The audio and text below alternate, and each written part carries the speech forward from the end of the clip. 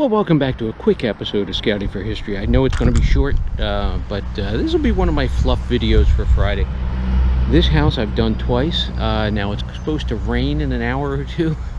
So I'm here with my Legend. I'm going to put it in f4, crank up the sensitivity, and see if I didn't miss anything that's high conducting. Now, I like to dig everything, but at the end, this is just a sweep to make sure I didn't leave behind any coppers or silvers or things like that. So, hey, stay tuned. Here we go.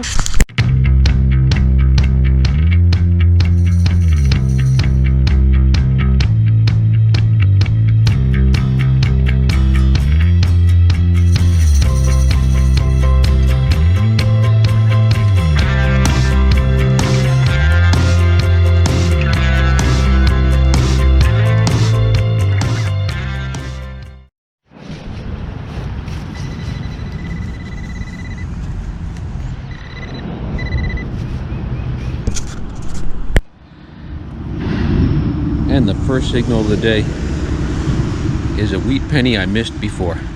On to the next.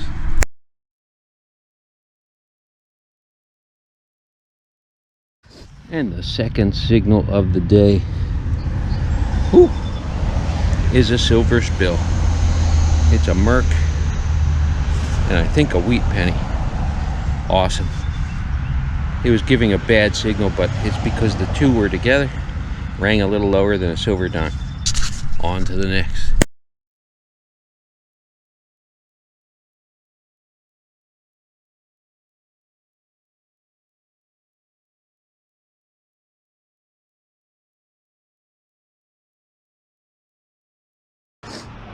Now that's a knife.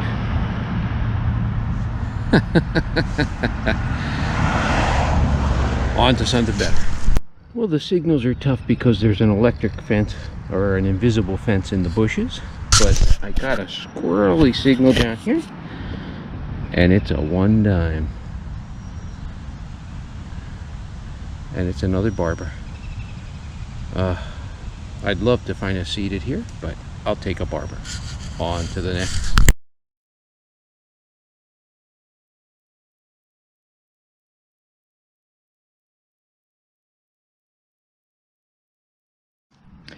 And another high tone down here, just in case it's something good.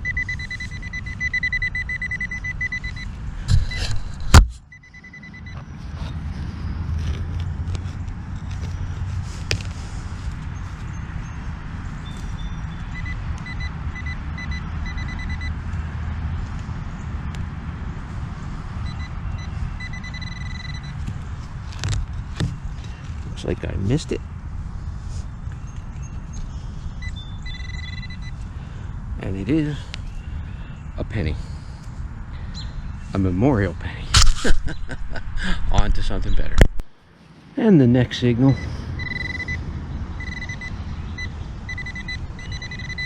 probably a penny, and it is a wheat penny.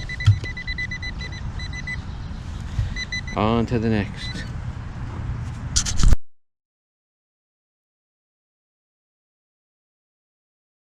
Well, another nice high tone here, but it's very bouncy.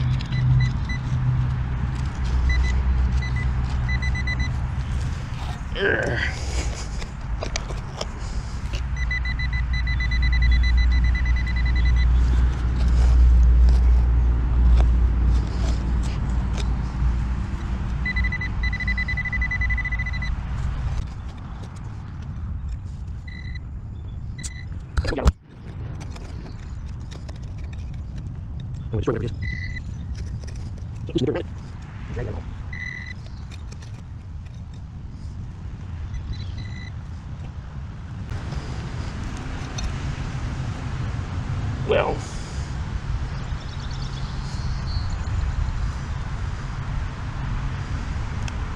it's metal.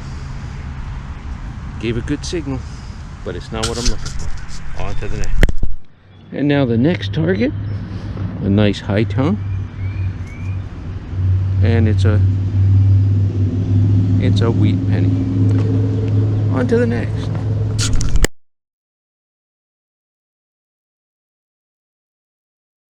And now the next signal, bouncing between a 45 and a 47, probably Where did it go? Probably, oh, a piece of flashing. I would have guessed a dime, a plaid dime, but oh well, flashing. Onto really scratchy, well, bouncy signal right here.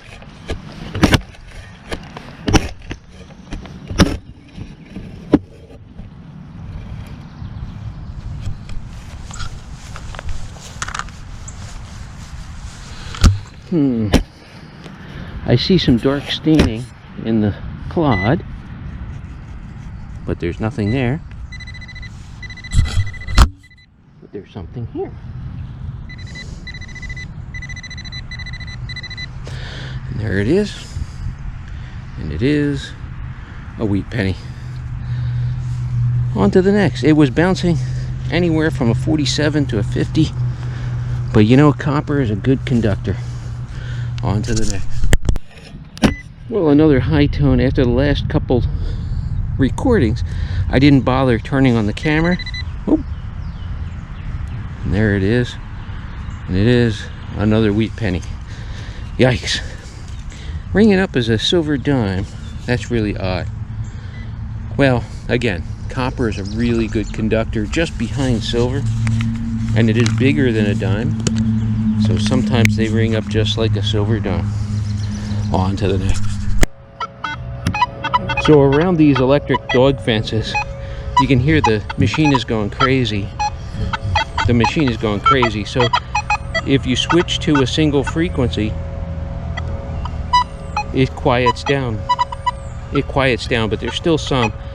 So turning the sensitivity down helps. But then being very careful where you dig, but just listening for those solid targets and not those little chirps. It takes a little getting used to. You have to learn the sounds of your machine, but you can pick out targets even in the EMI, the electromagnetic interference. Now I use a GoPro for all my filming, and there's a number of reasons why. It's rugged, it's waterproof, it's fairly reliable. It mounts to my shovel, so I don't have to worry about another piece of equipment or taking out a camera every time I need to film something. It's right there. But there's a few things about it that I'm not thrilled about. One is just randomly shutting off. I don't know why, but every now and then it'll just decide to shut off. Another thing is sometimes you think it's on, it's not on. Sometimes you think it's off and it's on. It's just awkward sometimes. And then another thing that happens, and it's only happened a couple of times, 3 or 4 times over the years that I've used a GoPro. But the light will flash, it'll look like it's recording, everything looks like it's good, and then when you get home and download it, there's an empty video file for that video. And this time was that case. So I got a great signal. It sounded like a silver quarter, so I turned on the camera. One direction sounded like a silver quarter. Turned on it, it sounded like a silver dime. But either way, it's good. So I dug it up. And I found a cut piece of silver. Now, at first I thought it was a cut real. It's a cut Washington quarter. Silver, but just a piece of it. And so I made jokes on camera, you know, hey, my first piece of cut silver. But I scanned the hole, looked around, I no other pieces of it in the hole. So I put the plug back and moved on, and then I got this. Well, that first cut piece of quarter was there. Now over here I find the second piece of the cut silver.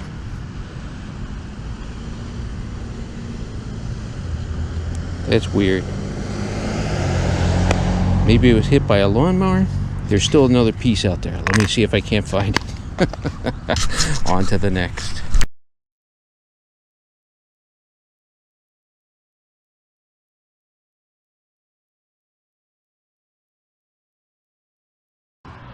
Alright, first piece was there, second piece was here, and now over here I'm getting a similar signal. Hopefully I can piece this whole thing back together.